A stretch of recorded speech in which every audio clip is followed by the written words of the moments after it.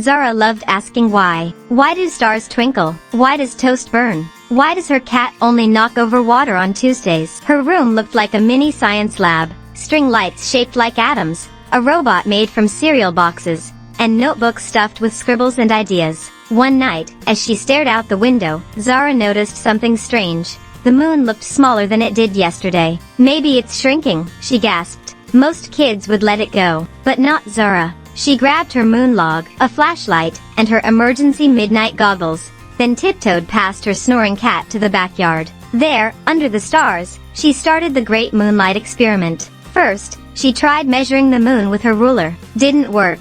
Next, she drew the moon every hour. That was better. Then she asked her neighbor, Mr. Cortez, who was an actual scientist. He chuckled and said, "You're noticing the moon's phases. It's not shrinking, it's just the sunlight changing how we see it." Zara's eyes lit up.